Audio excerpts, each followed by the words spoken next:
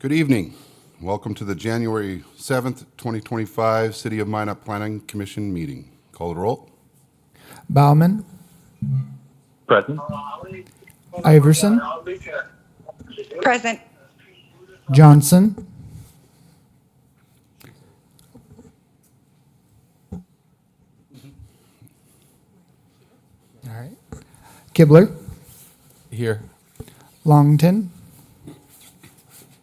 Menham, Here. Offerdahl, Here. Pontanilla, Here. Trudell,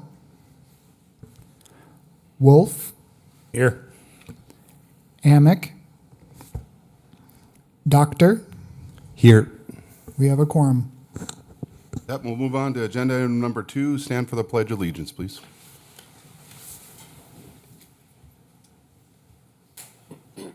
Pledge allegiance to the flag of the United States of America and to the republic for which it stands, one nation, under God, indivisible, with liberty and justice for all.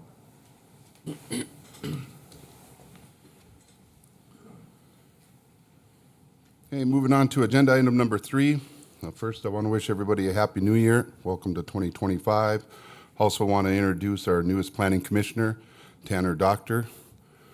Welcome aboard. If you got any questions, feel free to reach out to any of us. Appreciate your helping us out and volunteering your time. Okay, with that, we'll move on to agenda item number 4.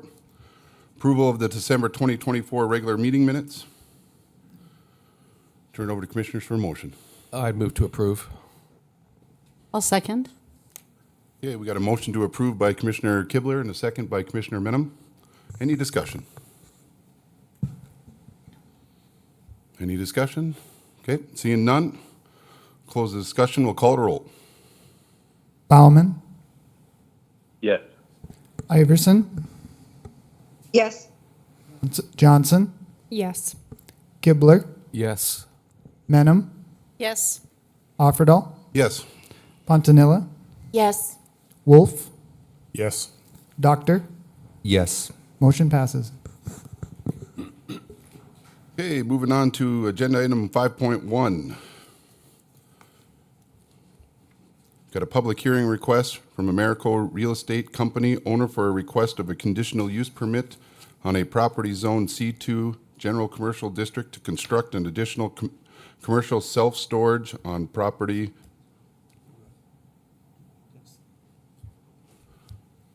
Sorry about that. So it's a commercial self-storage on property currently used for commercial self-storage and general merchandise retail sales. The legal description of the property is an unplatted portion of southwest quarter, section 25, township 155, range 83, including Homeacres 3rd edition to the city of Minot and outlot 11, less outlots 2, 3, 4, 6, and 7, Ward County. Property address is 1 20th Avenue Southeast. That will turn it over to city staff for findings and report. Good evening, Chairman, Commissioners. So I'm sure you guys are all familiar with this property. This is the existing U-Haul in the old Kmart building we are talking about. So the subject property is bound in black on the map before you. There is the 300-foot notification buffer denoted in pink. The applicant seeks approval for a conditional use permit for an expansion of the existing commercial self-storage that general merchandising retail is a permitted by right use within this commercial district. Their letter of intent can be found in the staff report. As you can see here, this is the site plan with as submitted by the applicant. You can see that with all of the new construction, they will be meeting our landscaping requirements. They are only required to meet the landscaping requirements adjacent to the new development. Here you can see the building elevations as they were submitted by the applicant. This shows the new indoor self-storage building that would be built in it would be southwest corner of their lot. Current zoning is C2 General Commercial District. The surrounding area is Zone C2, M1, R1, R2, R3B, RM, and R4.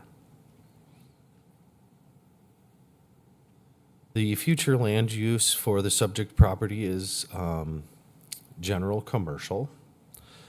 Adjacent future land uses include suburban residential, urban residential, public institutional, general commercial, public, and light industrial. It's one of those mixed neighborhoods we've got. Here's some site photos of the existing site. So you can see here facing west, showing the existing U-Haul self-storage building. We've got facing east. This would be a location for some of their new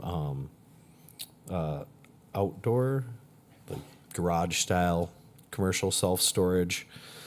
Facing northwest, you're going to see also additional areas where they're going to do outdoor garage-style commercial self-storage, non-climate controlled. Here facing south, you're going to see the proposed building location for that building they provided the elevations for. This would be their indoor climate controlled self-storage expansion. And then the outdoor storage of miscellaneous vehicles and trailers, they had been doing leases for this. This activity will be ceasing under the new business plan, and they have provided staff with a copy of the notice to vacate that's been sent out to the lessees of these spots. So they'll be no longer allowing parking of campers, boats, trucks, things of that nature on the property. They're phasing that out. Here you can see the staff's finding of fact that can be found in staff's written report. And staff recommends that the Planning Commission adopt the staff finding of fact and approve the conditional use permit for commercial self-storage with the inclusion of the existing conditions from Resolution 3544 from 2019 and additional conditions to address the new construction and increased intensity. So staff recommended conditions are as follow. The conditional use permit is issued to allow climate-controlled storage units at this location with an existing building and new buildings being constructed and additional self-storage units on the site. This permit also allows for outdoor display of items for sale or rent. A stormwater management plan be required for development. Display items for sale or rent are not to be parked or stored on grass or any landscaped areas of the rights of way. All outdoor storage of materials and items not on display for sale or rent must be fully screened from all residential lots and public rights of way.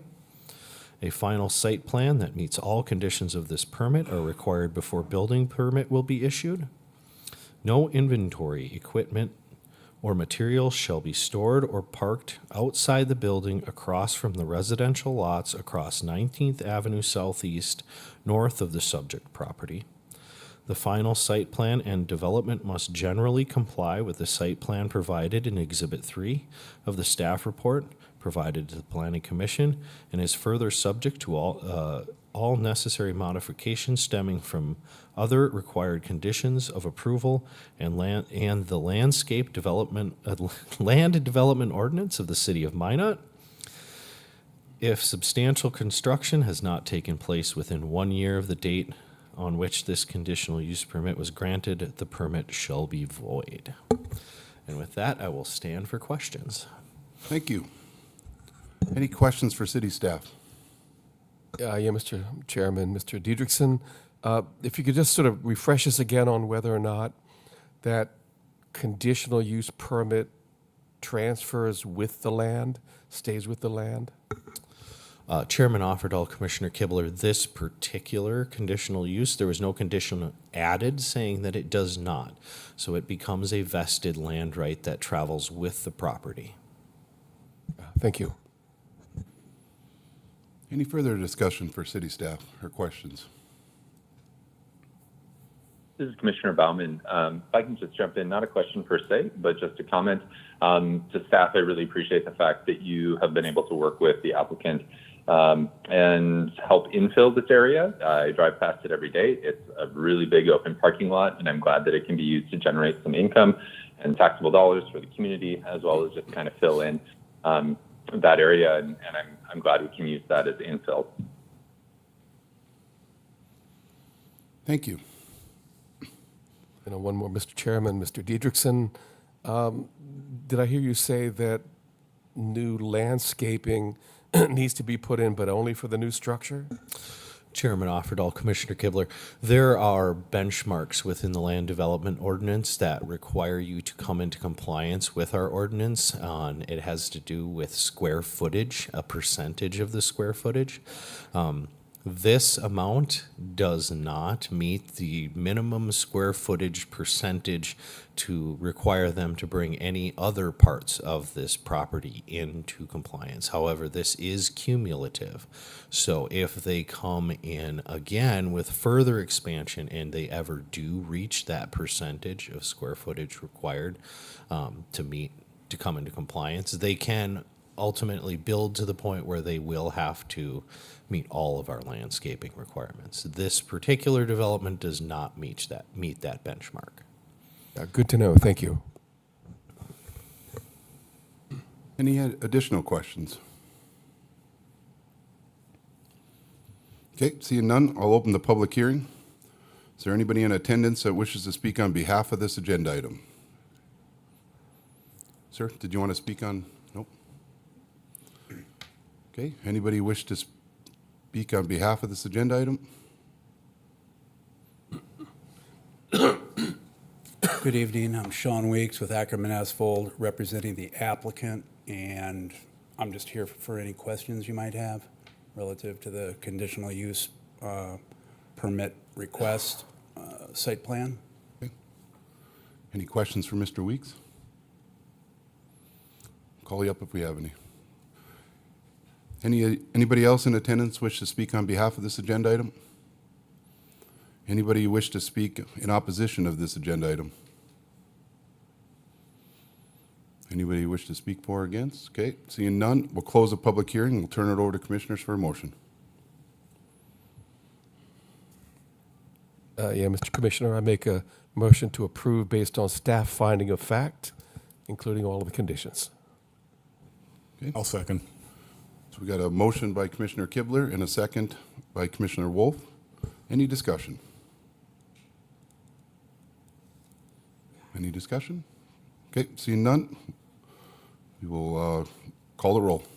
Bauman, Yes. Iverson, Yes. Johnson, Yes. Kibler, Yes. Menem, Yes. Offerdahl, Yes. Fontanilla, Yes. Wolf, Yes. Doctor. Yes. Motion passes. Moving on to agenda item 5.2, EHC Minot addition, future land use map amendment, zoning map amendment, and preliminary plat and annexation. Public hearing request by Daniel Stewart of Development Engineering Consultants, representing Jared Locto, owner for a request of future land use map amendment, zoning map amendment, preliminary plat, and annexation of property zoned AG with requested rezoning to C2 General Commercial District with the future land use map amendment from light industrial to gateway commercial. Legal description for this property is Southeast Quarter, Section 35, Township 156, Range 83, Less Highway, and Don's addition to the city of Minot. Subject property address is unassigned. That will turn it over to city staff for findings and report. Chairman, Commissioners, as you can see here, again, the subject property is bound in black. This time you'll see a 600-foot notification buffer, as this is outside of city limits and inside our extraterritorial zoning jurisdiction. The applicant is seeking a recommendation of approval for a preliminary plat, zoning map amendment, and future land use amendment. They will also be seeking annexation from the city council. That's not heard by the planning commission, but it was brought for your information.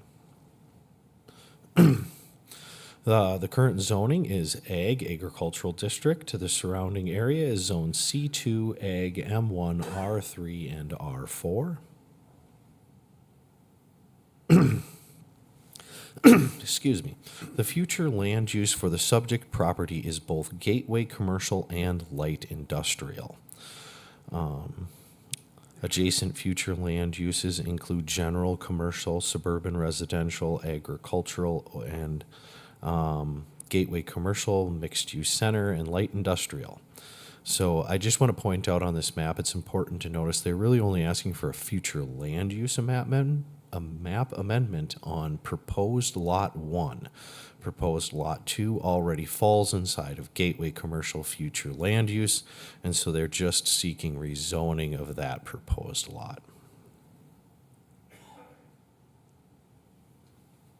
Here is the preliminary plat as it was presented. You will notice they are platting two lots, Lot 1 and Lot 2. They are also platting right-of-way for the extension north of 8th Street. We have site photos. Again, these are vacant land. So facing west, you see the vacant field. Facing north, again, the field. Facing east, you see, down the bypass. Facing south, you're looking at the industrial development south of the bypass there. These are staff finding of fact. You can find them in my written report. Staff recommends that the Planning Commission adopt staff finding of fact and recommend approval to the City Council for a preliminary plat of EHC Minot Addition, an amendment to the future land use map from light industrial to gateway commercial on proposed Lot 1 of EHC Minot Addition, and a zoning map amendment from Ag District to C2 General Commercial District on proposed lots 1 and 2 with the following conditions. A developer's agreement is required prior to the recording of the plat and shall include but not be limited to construction of a 3-lane roadway section, that is for that extension of 8th Street. A stormwater management plan is required. Water model review and future sizing study, sewer model review and future sizing study, traffic study with city and NDDOT approval is required, a site plan is required for development, connection fees are required for future development, and right-of-way requirements are 80-foot right-of-way for 8th Street. With that, I'll stand for questions. Thank you. Any questions for city staff? This is Commissioner Bauman. I have a few questions, if possible. Absolutely. Go ahead. So I'm lukewarm on this project, and I think a big reason for that is because the development and new development across the bypass of Highway 83 creates a pretty big infrastructure change for our community in terms of sewer, water, roads, pavement, plowing, everything that goes with it. I'm wondering if staff can just kind of talk us through, is there an advantage to building out on the fringe like this, or should we be really looking and hoping and kind of encouraging developers to be looking at infill first in areas within where the infrastructure is already established, where we're not having to create new pipes, new responsibilities of maintenance, et cetera?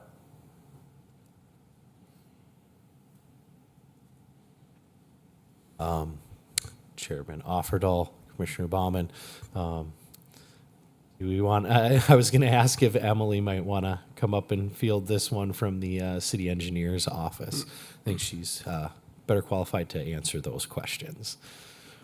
Yeah, Chairman, Commissioner Bauman, Commissioners, I don't, obviously we've talked before and this group knows that there are certain advantages to infill. As mentioned in this area, we don't have the utilities. They would have to be, the developer will have to bring those across the bypass to get them to the north side.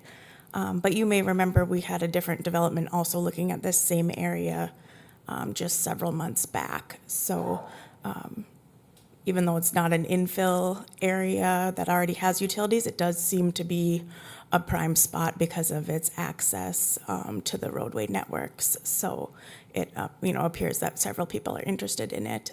It adds some complexities to getting the utilities there. The applicant will have to work with the NDDOT with the access to the highway, with the utilities crossing on the highway, but those are all things that they are aware of and actively working through. So I'm not sure if that answered your question. Yeah, I think so. So just, for the initial build, the responsibility for the extension of city services is all on the developer and not on the taxpayer, correct? Correct. In some occasions, if there's upsizing needed, if we need to bring a larger water main across, there has been precedent that the city may pay for a small portion of that upsizing if it's because we want a bigger water main, but generally speaking, the vast majority of the costs would be the developers. Okay, great. I appreciate that. Thank you so much, Assistant Engineer Hiddle. Can I ask another question of the principal planner? Yes, sir, you sure can. All right, thanks. So the other thing that I was a little bit worried about with this particular location and development is that we're putting an emergency room and urgent care center basically in a place where no one can get to without a car. And I'm just kind of curious, is there an active transit? Is there an opportunity that someone would be able to bike or walk there? I live out by Trinity right now, and I do see people walking out to primary and urgent care. And once they're discharged, they walk back home because they don't have other transportation options. As a community, do we have options? Is this walkable? Is this bikeable? What are the requirements with that? Chairman Offerdahl, Commissioner Bauman. The requirement is that they, yes, build an urban road section, so they will have to do curb, gutter, sidewalk, all for the extension of 8th Street. Now, we do that with the understanding that currently 8th Street does not connect in any way to any of the other streets. As Minot grows in that direction, we will continue that urban street section as we move out, and it will connect then to whatever development comes in the future. As far as active transportation, no, the bypass was not necessarily put together with great active transportation in mind. There is multi-use paths and stuff adjacent to the bypass in some locations. As a planning staff, we would always love to see an expansion to that. That comes with when funds are available to do those types of things. I do not believe that it falls on a fixed route for our transit, but it would be available to folks with the paratransit through that service would be able to it would fall inside the service area for paratransit. This is a future growth area, and we do want to see it developed with urban street sections, but this would be the very first piece to go north and west of the bypass. So the site plan requirements do have that condition in there that it be built in a way that the urban road would be expanded from there with pedestrian infrastructure in place. Okay, so if I'm understanding correctly, we ask them to develop the pedestrian infrastructure for that particular site, which would be sidewalks on their property, but they aren't responsible for connecting current city services and current transit routes for active transit out to their location. And that would fall on the city to then create the multi-use paths and walking paths in the future? Chairman Offerdahl, Commissioner Bauman, that's correct. We require developers to create the infrastructure on their site. Any gaps in our pedestrian infrastructure kind of falls on us, or as other properties adjacent are redeveloped, we can look at asking the developers in that redevelopment to add that infrastructure. Okay, thanks for the clarification. That's all my questions. Thank you. Any additional questions for city staff? Okay, seeing none, we'll open the public hearing. Is anybody in attendance that wishes to speak on behalf of this agenda item?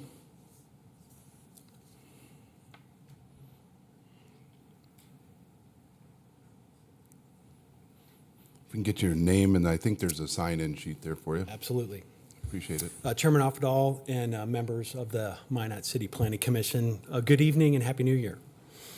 I want to thank you for the opportunity to come and speak to you tonight about a matter of critical importance to the health and well-being of our community.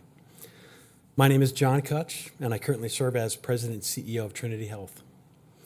Our organization has proudly served this community for over 100 years, reinvesting every dollar earned into expanding services, improving care, and ensuring that our citizens have access to the care they need when they need it most.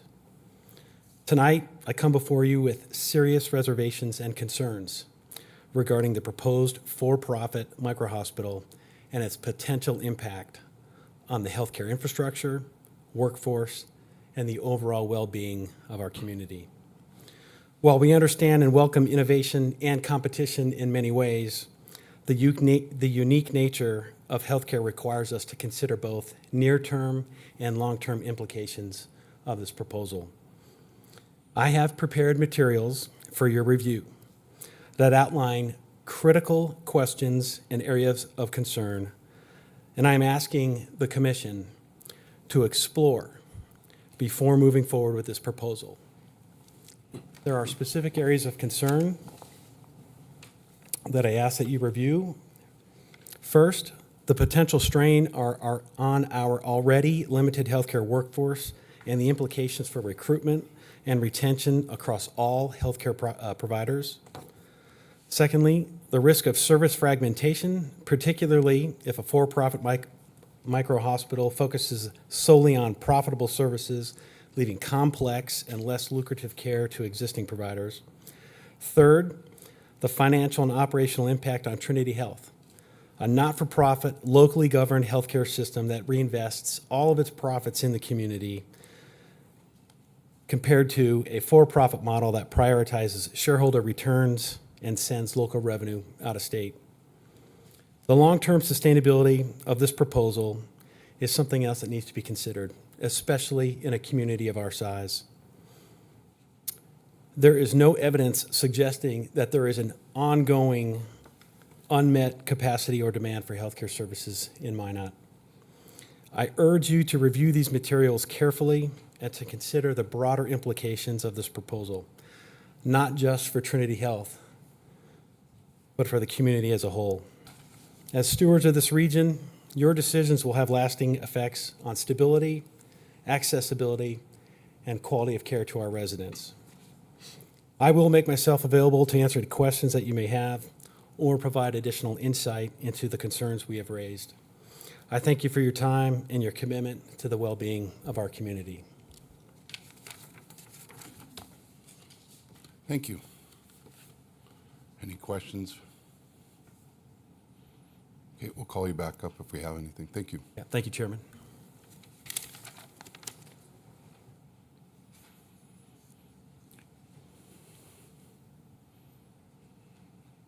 Good evening, Commissioners. My name is Daniel Stewart. I'm with Development Engineering Consultants, representing the applicant on this submittal. My address is 5300 Town and Country Boulevard, Frisco, Texas. Appreciate y'all's time tonight and consideration of this agenda item. I know that there was a couple of questions that I can help answer, specifically from Commissioner Baumann. The infrastructure expansion was asked about. Yes, we understand what needs to be extended. We are working with staff right now. Staff has been great to help us out with answering questions. We're working with them to come up with plans to extend that infrastructure. That will be infrastructure that we are putting in. Water line expansions, sewer line expansions. Will be connecting to a lift station that the city has been or is operating right now. That was planned for this area already. So this is infrastructure that the city has already given thought to, planned on. We are simply connecting the pieces and trying to bring that out to some undeveloped area that would hopefully give y'all some great potential to continue development and improvement of the city. The walkability, again, we are going to be extending 8th Street. While I know that doesn't have any connections across the bypass, but we will be putting sidewalks in as part of that street extension. We will be connecting that sidewalk to our facility. So we will be doing what we can in the short term to create and enhance that walkability of city sidewalk paths. So hopefully one day that can get extended to other developments, and we can continue to connect the city with walkable infrastructure as well as city streets. I am here to answer any of the questions you may have of us. I know that I also have with me a representative of EHC that I'd be happy to answer any operational questions you have with their facility. So with that, I'd be happy to answer anything you have. Thank you. Any questions for Mr. Stewart? We may call you up if we have anything. Sounds good. Thank y'all. Public hearing is still open. Is anybody that wish to speak in favor or in opposition of this agenda item may speak?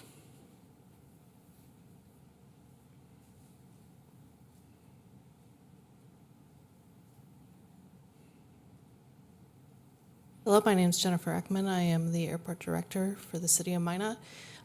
One of the things that I want to bring to the attention of the Planning Commission is that this facility or planned facility also has a helipad.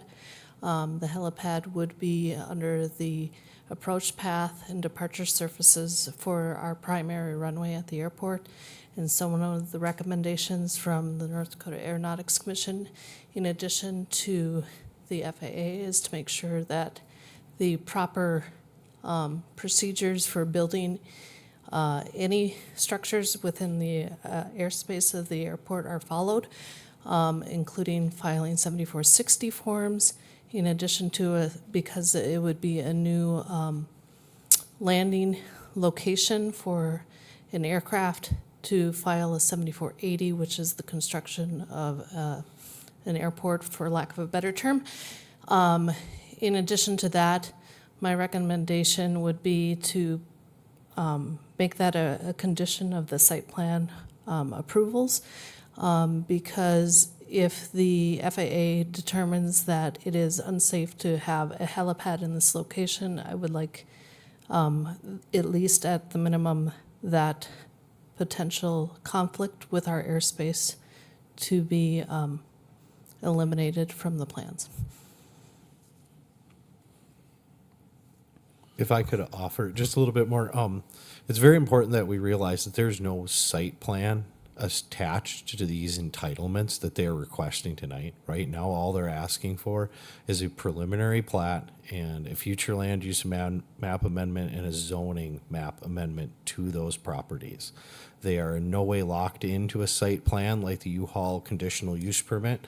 The site preliminary site plan that they've submitted, it would be a by right permitted use in commercial district. However, we did recommend a developer's agreement, and if they were to move forward with the project that they have provided a preliminary site plan for, they would have to negotiate with all departments within city staff to form that developer's agreement, which is then signed by the mayor and becomes a contract between the developer and the city. That would outline everything from their cost shares of those infrastructure improvements, their requirement to build roads, sidewalks, also to work with Jennifer in the airport and locating that helipad, and all of the FAA paperwork requirements can be outlined in that contract as well. But tonight, we aren't necessarily considering a site plan with these entitlement requests. This is just a plat and a land use map and a zoning map amendment request. Just wanted to clarify that. So there's some elements that, people are having conversations about, and that site plan isn't tied to this entitlement request at all. So. Yeah, Mr. Chairman and Madam, yeah, we're actually discussing a zoning change. And beyond that, because there's been a lot of publicity, these issues of helipads and medical centers is, conflated with it, but we're looking at zoning. I do have a question for you. Is the helipad, as you understand it, essential to the creation of this medical center? That Should it is happen? not a question for me. That would be for the Oh, developer. okay, thank you. So, May I just direct it your way then? Is it without the pad, no medical center? So that is a question that we can look into. That becomes a site plan related question, and so there are some yeah. Thank you. Good evening, Mr. Chairman, Council. My name's Don Nicolini, and I'm a Vice President for Real Estate Development for Exceptional Healthcare. To go specifically to your question, the helipad is not necessary. It's part of what is being considered, and as it was pointed out in the discussions about the site plan, we'll get further into that. Jennifer was kind enough to meet with us a month or so ago and brought up the issue of our proximity to the airport. We're well aware of it. It will be considered, just not tonight. Okay? Thank you. Appreciate it. Any additional questions for either Jennifer before we move on? Okay, anybody else wish to speak in favor or opposition of this agenda item?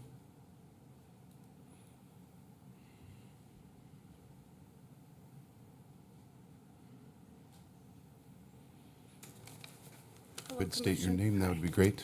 Huh? If you could state your name and Oh, my name's Alyssa Bach. I'm a resident here in Minot. Good evening, you guys and fellow community members. I'm a proud resident of Minot. I'm also a nurse who has had the difficult decision to work outside of our city, serve other communities, not my own.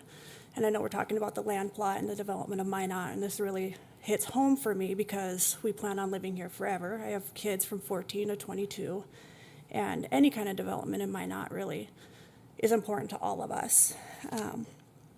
While I love my profession, I've found myself traveling for better pay and more opportunities. We have very limited opportunities in Minot when it comes to healthcare right now. This decision wasn't made lightly 5 years ago and impacts my family and my community life in profound ways. Instead of being present at home, I spend countless hours, along with many other nurses, commuting or working far from Minot.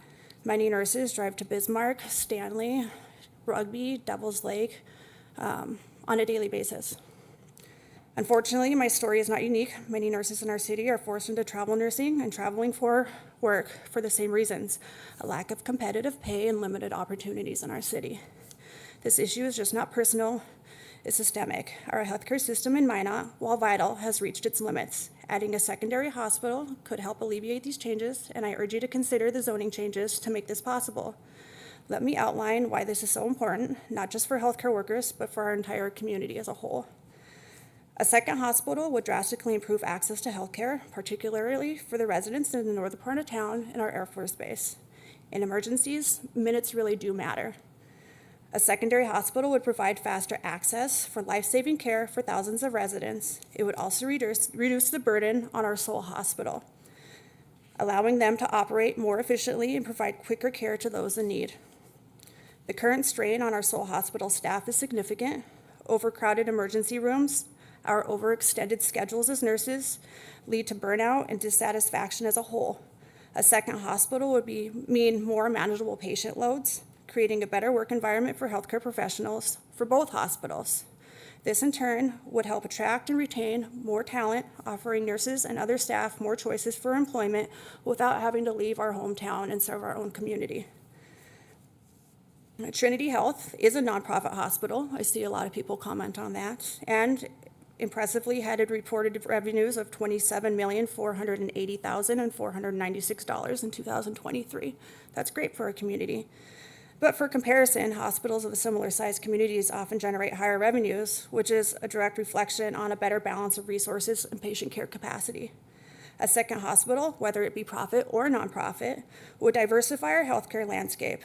It's important to clarify the distinction here. Nonprofit hospitals reinvest their earnings into operations and community programs while benefiting from tax exemptions, where for-profit hospitals on the other hand, operate with the goal of reinvestment as well, but not solely prioritizing profits they're taking. They're also paying taxes.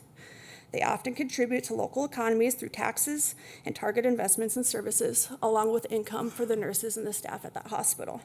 With a secondary hospital, we could expand our critical services like emergent surgical care and trauma management. We'd have more room for observation patients in emergency department beds, which would open up those beds for other emergencies. Patients would receive care faster at both facilities, and that would lead to higher satisfaction and better outcomes for our community as a whole. More options mean better competition. A second hospital would encourage innovation, improve standards of care, and ensure healthcare professionals have choices, fostering a sustainable healthcare ecosystem in our community. This not only benefits our patients, but it also benefits every professional working in the industry and everybody living in our community and on the Air Force Base. In closing, this is not just about a zoning change. It's about shaping the future of healthcare in Minot. It's about making sure that hardworking professionals like myself and others don't leave our town for better opportunities. It's about creating community where our families can thrive and where residents can receive care in a timely manner and the care that they deserve. I urge you to approve this change and to help build a healthier, more sustainable future for Minot, especially for those younger generations who plan on staying here and working in the healthcare system. Thank you. Thank you.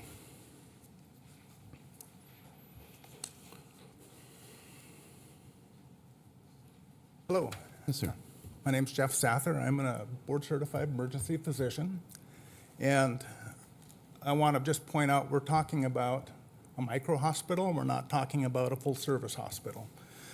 Let me tell you just a little bit about my background. I'm born in Minot. I've spent most of my almost 67 years in this community. I've spent most of my professional life in this community.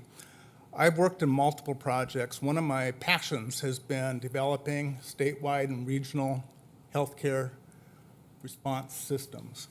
I sit on the board of directors of the American Heart Association's Midwest Board, and part of that work has been assuring care throughout the 13-state region. What we're talking about here, and I look back at the newspaper article. It talked about a quote, community hospital that can be built in rural America anywhere. Now, maybe Dallas, Texas, Minot is rural. To a North Dakota farm kid, Minot's the big city. To me, rural is the small communities. What we're talking about is the equivalent of some of our smaller critical access hospitals in this state that provide care in emergency room and then transfer. I looked up some articles. There's an article out of the Phoenix area referring to the hospital in Maricopa. And this is a quote from the staff member. We know we're stabilizing, treating, and transferring is part of our process. So we're talking about a place where time-sensitive emergencies can't be dealt with because there's no depth of services. There's no neurologist when you have your stroke. There's no cardiologist when you need to go to a cath lab. The heliport's needed not to bring patients in, it's needed to take patients out to a facility that can handle them. What bothers me in my work of time-sensitive care across this entire part of the country is we're working to decrease delays. This, although will provide some walk-in care, which we have, Trinity has a walk-in clinic with plans for a second to open very soon, and then a third. Sanford has a walk-in clinic, as does CHI. This is not a service that gives you the full depth that you need when you have a true life-threatening emergency. You will require transfer from this facility 15 minutes across town to see that cardiologist or that neurologist or that surgeon that will take care of your traumatic injury that needs urgent care. So I know this is about zoning, but we've opened the door to what it's being intended to be looked at, used for. And I think as a community and as a community member, I live in this community, my friends live here, my kids live here, my grandkids live here.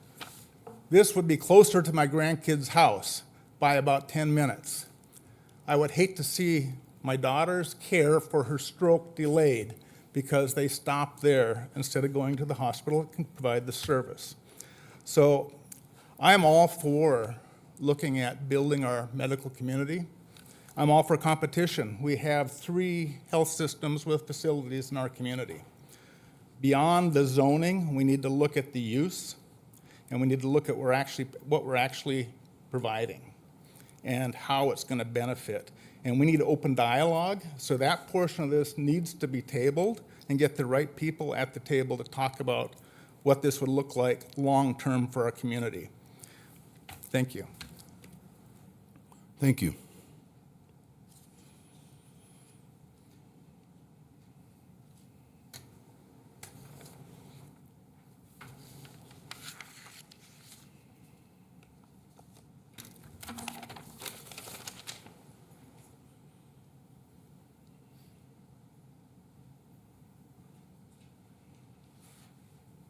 Good evening.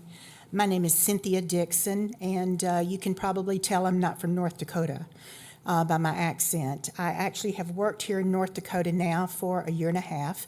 I am with Trinity Health, and I will just say that it's been out of the 40-something years in my healthcare career, I am a nurse by trade.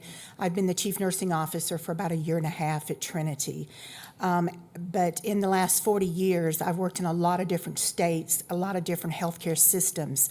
About half of my time has been spent on the for-profit world, and the other half has been spent in the nonprofit. And I can just tell you, again, I've seen both sides of it. Are there some good things about both entities? Yes. I will tell you, though, after having spent 20 years in the for-profit world, I will not go back to work in the for-profit world. And the reason I say that is because this community has so many good things to offer. You guys have such a nice family atmosphere. Everybody cares about people. And I will truthfully say that a nonprofit facility, this hospital cares about the community. They put everything back in there. As a nurse, there's 3 things I'd probably like to address really quickly. One is the fact, the comments earlier about nurses have to leave this town to get competitive pay. I can just tell you, having dealt with nursing pay for many years, no offense, there's never going to be enough pay. Nursing is a hard job. Healthcare is a hard job. Absolutely. Do we constantly work to try to get more competitive salaries? Yes, we do. But it's not just here. You can look at any literature, you talk to any system in America right now. The average, there's about 800,000 positions short of nurses. So it's not just Minot. So again, please don't think that people in Minot, nurses are leaving just because of Trinity Healthcare. That's just not simply true. People have a choice. We have a much younger generation that they do want the lifestyle, which is a little different for a traveler. And that's fine. I think it's great to have choice. But again, I do think, like Dr. Sather said, we do have multiple entities already working here in Minot between CHI, Sanford, Trinity. Again, I would think that getting everyone to the table to make that discussion would be a benefit for all entities, not just nursing. Another concern that I do have in listening to this is in the last year and a half, worked very hard with EMS. I believe it's Chief Kelly. And again, we right now can barely recruit, keep enough EMS, paramedics, EMTs to meet the demand. And that is working with Chief Kelly also because our EMS system tries to work with the fire department. And we are constantly monitoring and worrying about the response time.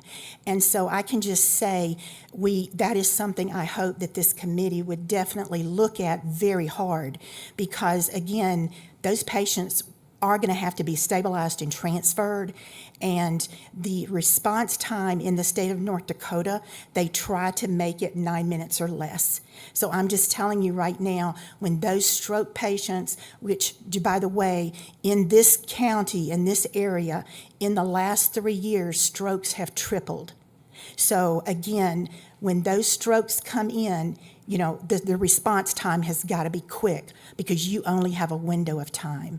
So again, I hope this committee does look at that very seriously because there's a lot to that to get that care. And I believe that probably between nursing, radiology, let me mention that, there is a huge, and please don't just take my word for it. Do the research. Right now, radiology and laboratory technicians and personnel, they are in such demand. Matter of fact, recently at Trinity, in order to continue keeping our echo, our heart ultrasound program going, we were literally paying $250 an hour to get people in here to keep that program going, to take care of the patients in this community. So I'm just saying that, you know, please do step back and look at the shortages in these areas because the more we bring in and water down and dilute the reimbursement, which of course, if certain companies do not take Medicare and Medicaid, that leaves those of us that are nonprofit to have to pick up the payers that are not going to be as able to help us retain the services that we do offer. So thank you so much. I appreciate it.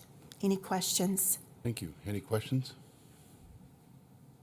Okay, thank you. Thank you.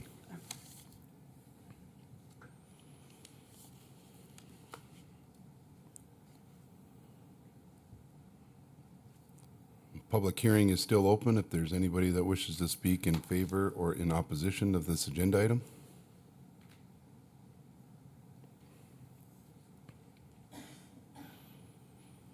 Do you wish to speak in favor or opposition?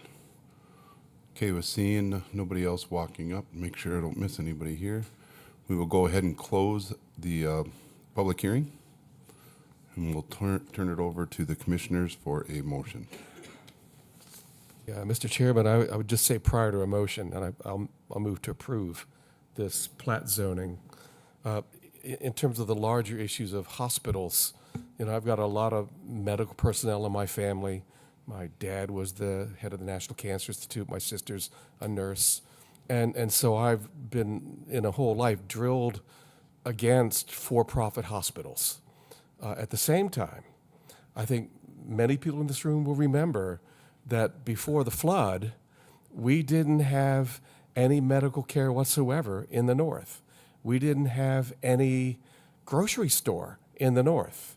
And so it seems to me that this medical facility, which is not a full facility, fulfills some definite need because, if anything, Trinity has moved further away, not closer.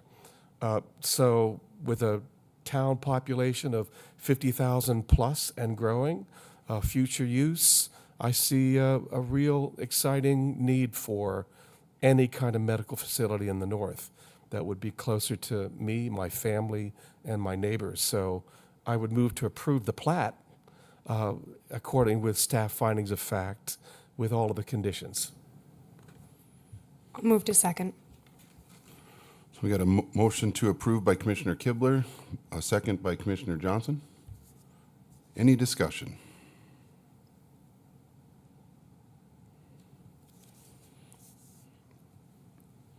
And I guess just one quick thing here for the principal planner. If you just want to touch base or recap, you know, this is just basically a rezone and that there is some steps to follow on any future development. And there's other departments that are involved that would still have to give the A-OK.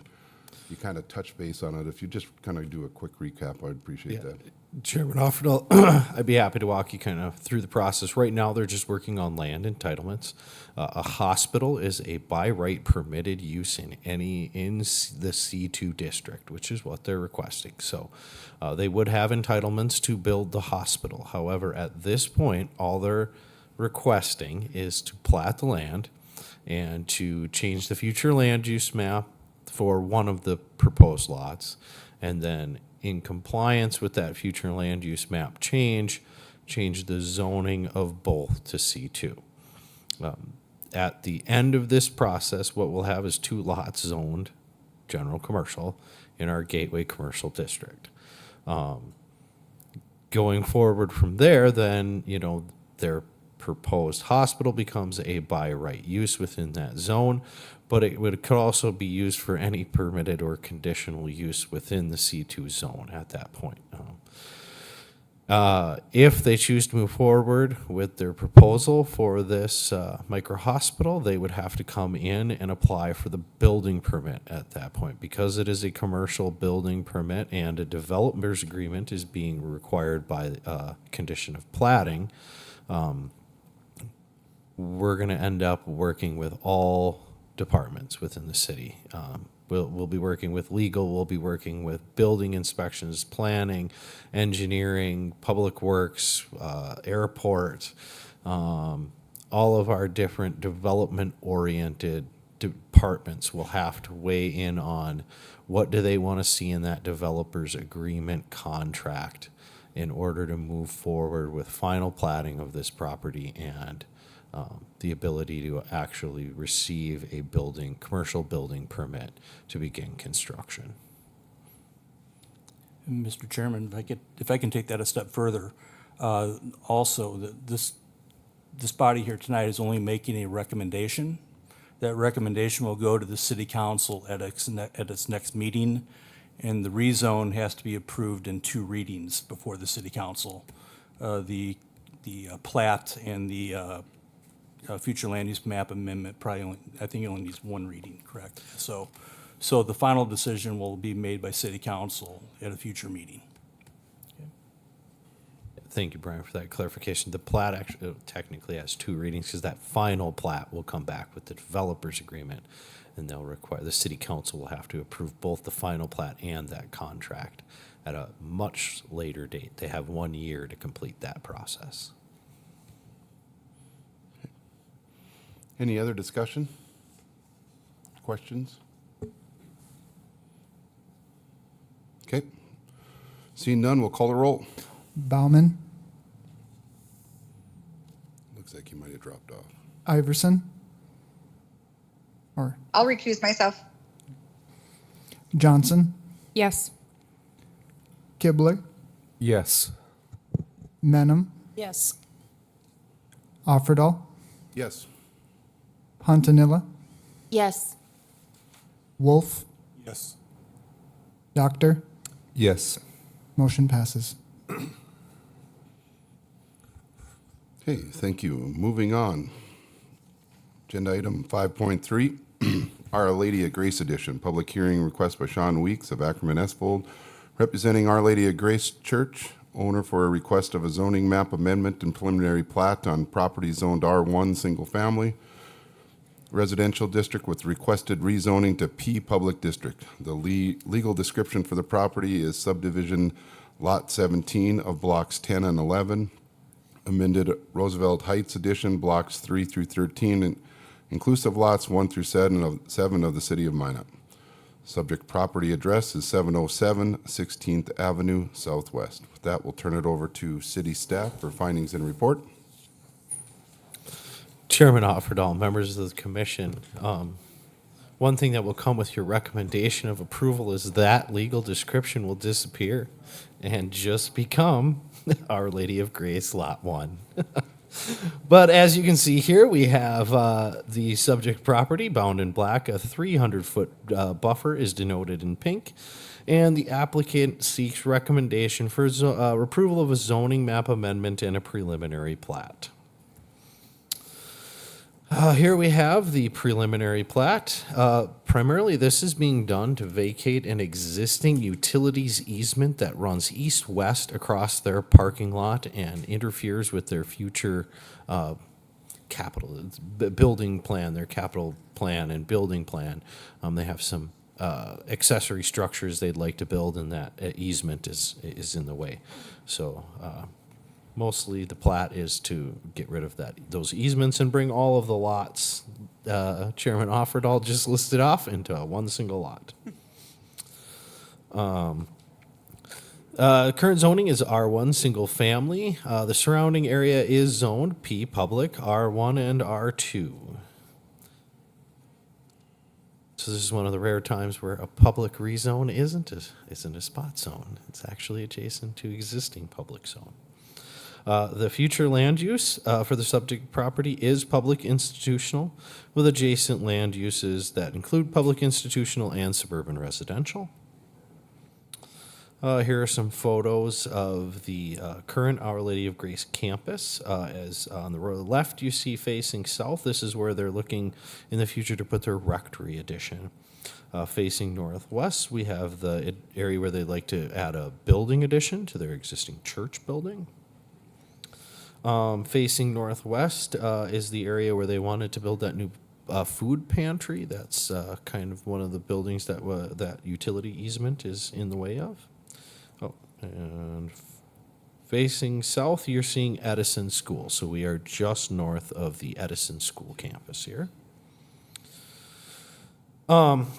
This is just a quick little educational piece for you guys. There is the Religious Land Use and Institutionalized Persons Act of 2000, known in the planning world as RLUIPA. So this prohibits lawmakers from essentially, you have to use your least restrictive means of furthering a compelling government interest. That's just a way of saying that you have to be the least restrictive as you can when dealing with religious institutions. You have to treat religious institutions the same way you would treat non-religious institutions. Can't discriminate against any assembly or religious denomination. You can't totally exclude religious assemblies from your jurisdiction, and you can't unreasonably limit religious assemblies, institutions, or structures within a jurisdiction. It's just to give you a kind of an idea when we're dealing with a church and they're requesting entitlements or looking in the future, we have to be as least restrictive as we can and allow them to assemble. So here is staff finding of fact, and it can be found in staff's written report.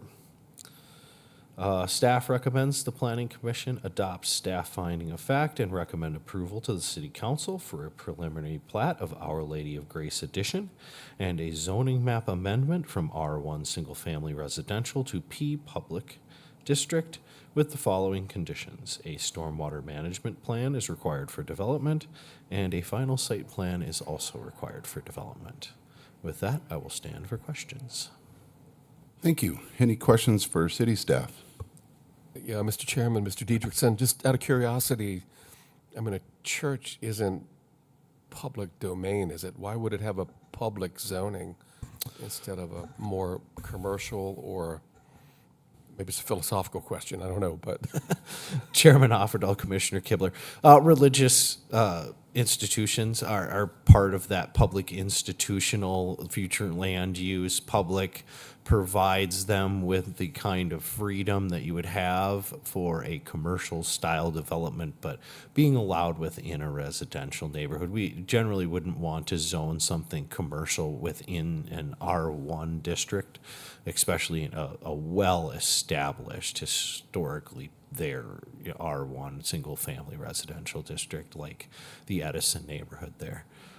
So it's not a public in that it is publicly owned and operated, but it is the type of facility that is generally open to the public and is used in a open to the public type of way like a commercial building would, but we don't necessarily, it wouldn't be best practices to put a commercial zone inside of a residential neighborhood. If they were to ever vacate the property, that would place entitlements for commercial type development inside of a neighborhood.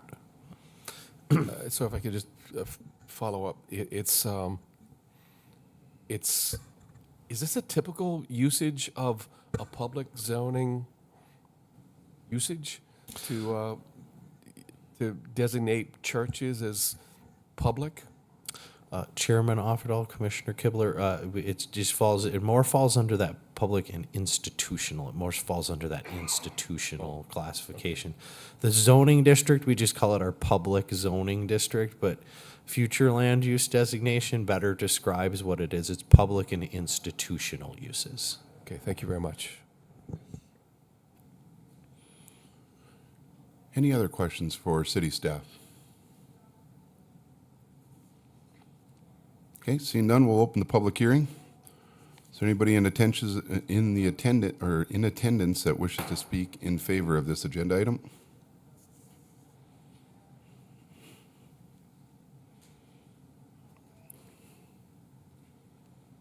Very fortunate to see me twice tonight. Sean Weeks with Ackerman Esfold, representing the applicant. Again, here for any questions. Any questions for Mr. Weeks? Can call you up if we got any. Anybody in attendance wish to speak in opposition to this agenda item?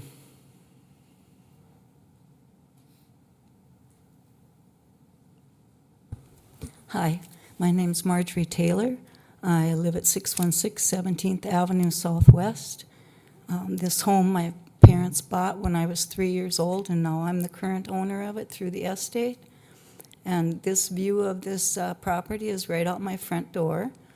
And I believe that their reasoning for changing it to public is because they can't build a commercial building for a food pantry or a food storage area. They're proposing, I've been told, between a 3,000 and 4,000 square foot building, which would be considered a commercial building, which they couldn't get a building permit on with it in a R1 area for good reasons. If they put that food pantry in there, it's going to be on top of the easement. My background is that I worked for Northern States Power, now I Excel Energy, for 35 years in the engineering department. And I'm quite aware of zoning and road right-of-way and easements. And they could have the easement vacated if it's in the way of their doing an addition to their rectory.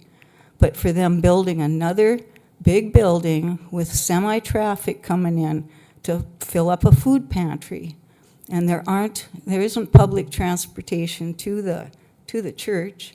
It's on 6th Street. It goes north and south, the bus. But I've had people come to my door and ask if I would provide them transportation because they need to get their food there and they don't have a car. So I found that to be outside my comfort zone. So I gave them $10 to get a cab, which we didn't have a cab service, but if they could pay someone else gas money. But putting a food pantry right in there is not something I want in my residence. And the way they put this out to the public, just to change it to P for public, you're right. Churches aren't on public lots. They're in R1 and they're considered part of the community. But they want to expand now. And I know that there is a need for a food pantry here in Minot. But I'm suggesting they put it somewhere where the people can be warm, like a shopping center. So if they have to wait or they have to bring old people that don't drive so they can have the comfort of waiting and getting their food delivered to them. But I don't think that I want that in my neighborhood. There's enough semi-traffic there already with the food pantry they got going on. And then they have the recycling center over there for the cardboard and such. So we've had the pickup from it's private contractor picking it up. I had to call the city and claim them they were disturbing my peace when they were picking up that dipsy dumpster before 5 o'clock in the morning. About scared me out of bed. And we already have traffic problems there with the school, because when they put the last addition on the school, I wrote a letter and my mom signed it, suggesting that they remove the boulevard on the south side of the 17th Avenue and provide parking for people to drop off and pick up their children. Well, in turn for doing that, they posted no parking in front of my house along 17th Avenue there during school hours. They do not enforce that. I've gone to the city meeting before, and I've explained to them the problem with all this parking there, and then The parents, they teach their children how to properly jaywalk. And the children that are going to the school on that end of the building are the kindergartners and the first and second graders. And so when you go by Jim Hill and the kids are jumping out between cars at you, where'd they learn that? You know? So we already have a problem there. And the city doesn't have the staff for the police to, to keep it safe there for children. And then another incident that was this fall, there was a fire in a garage on 17th Avenue. It was 1 block closer to Broadway, so it was like maybe 4th or 5th Street, I'm not sure. But when the fire truck came down 17th Avenue, the timing was just perfect. The school was getting out. So the fire truck had to slow down to a crawl, and then they had 2 Suburbans following behind with the fire marshal, and there was one parent that was busy filming this on her phone that she almost stepped out in front of one of the Suburbans because there's no enforcement of this.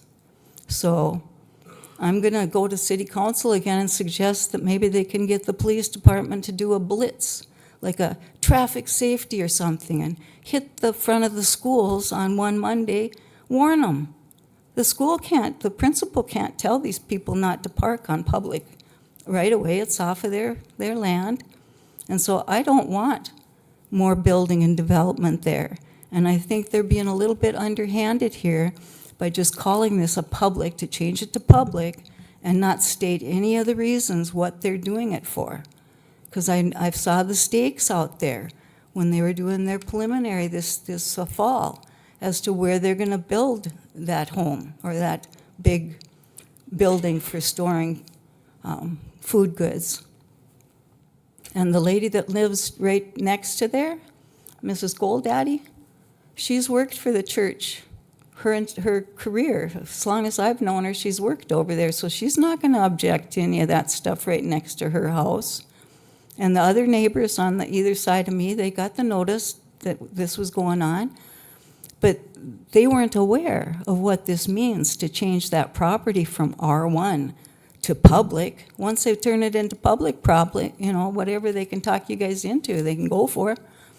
But I'm totally against it. I'm not totally against the food bank, just not right there. It's not a central area for the people that need the food help. We should treat those people kinder, I had the unfortunate thing of having food stamps when I was going to school, and people treat you differently when you walk in with food stamps. Now they've got them on credit cards, so you look like the rest of the people. But we need to do more to help out the people that don't have everything that we've been blessed with. So that's all I got to say about that. Thank you. Thank you. Any questions for? Yeah, Mr. Chairman, I'm not directed at you specifically, but perhaps related to what you said. Does this public zoning allow for semi-trucks with J brakes, et cetera? Because I think that would be a real concern. Chairman Offerdahl, Commissioner Kibler, semi-trucks are allowed to drive on any road in the city that doesn't have a weight restriction. The zoning of the adjacent land does not necessarily permit for or against any particular type of traffic. I'm certain that there's a semi-truck that delivers the food for the cafeteria at the Edison Elementary School. And unless there's a weight restriction placed on the road by the city, a semi-tractor trailer truck can drive down any public right-of-way just like any other motor vehicle. Okay, good to know. I live on a gravel road. I think that's a little different for me, so thank you. Thank you. Public hearing still open. If anybody wishes to speak in favor or in opposition to this agenda item. Okay, seeing none, we'll close the public hearing and turn it over to the commissioners for a motion.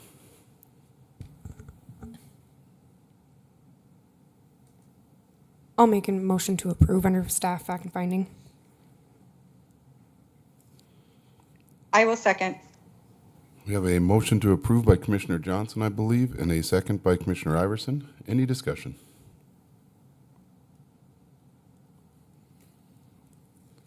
Any discussion? Okay. Call the roll. Iverson,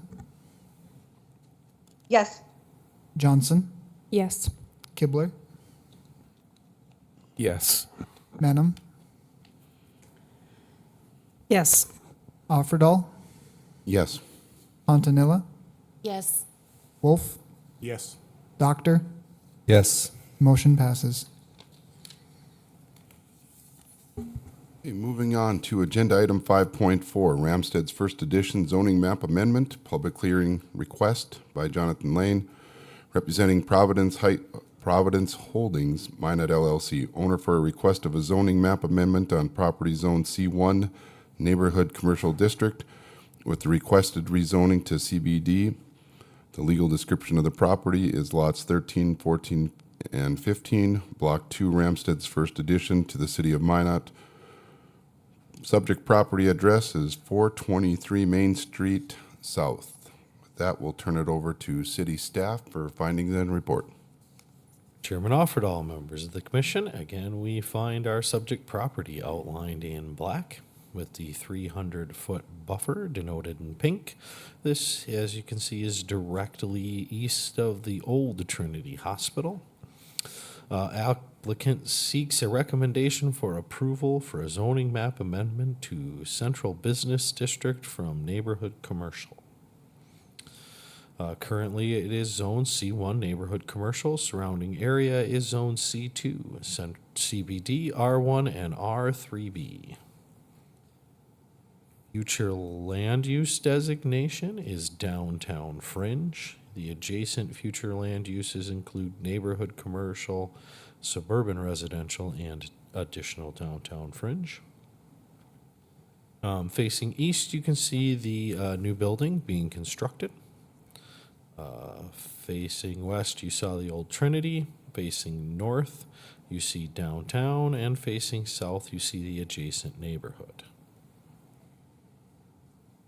Here's staff finding of fact. It can be found in the staff's written report. And staff recommends the Planning Commission adopt staff finding of fact and recommend approval to the City Council for a zoning map amendment from C1 Neighborhood Commercial District to Central Business District, CBD, with no conditions. I've been asked to kind of point out why the applicant is requesting this. They did submit a letter of intent, but this has a lot to do with their future site plan for the property. As you can see, their building is already under construction. But moving into the Central Business District removes all of the minimum parking requirements.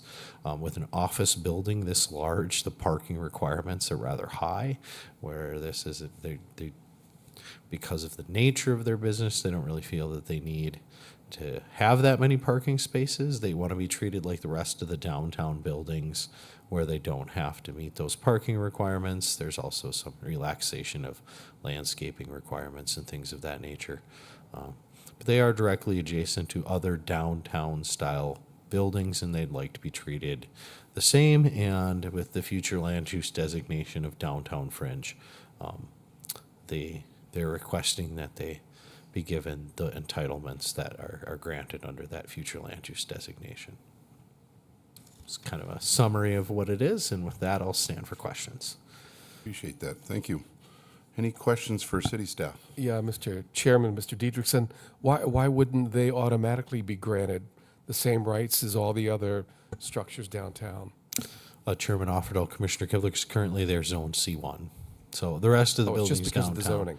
is just a zoning question. So they're just requesting to be rezoned to the same zoning designation of the other, and directly south of them, they would be directly adjacent to another central business district zone, and they're right across from the old hospital. So they feel as though they are part of that downtown area, and they like to have the entitlements of being a downtown property. Thank you. Any additional questions for city staff?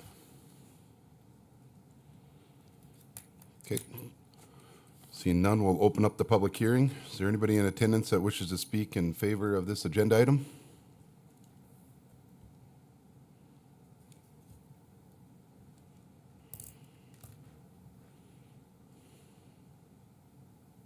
Good evening, ladies and gentlemen. My name is Chet Hauer.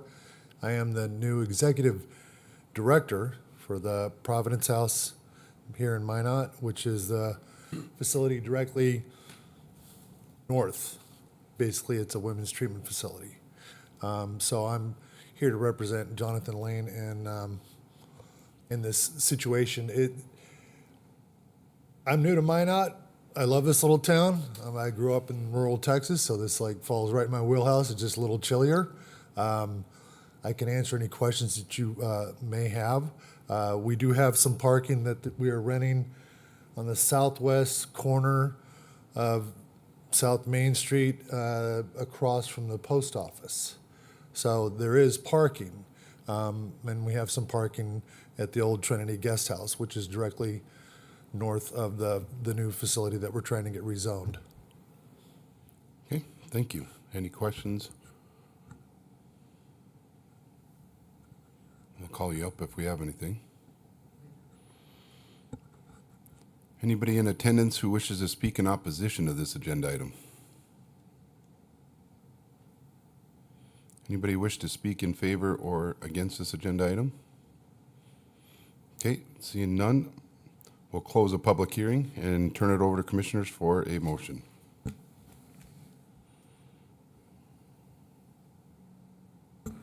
I'll move to approve it based on that fact from staff findings. Second. Okay, we have a motion approved from Commissioner Wolf and a second by Commissioner Kibler. Any discussion? Any discussion? Okay, call the roll.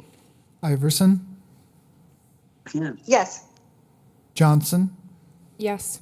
Kibler, Yes. Menham, Yes. Offerdahl, Yes.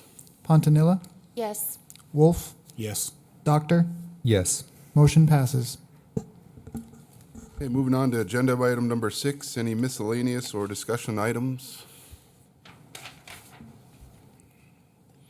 I don't have anything on my agenda. You got nothing? Principal planner, you got anything? I do not. All right. Mr. Kibler, have you have anything? No, I do not. Thank you.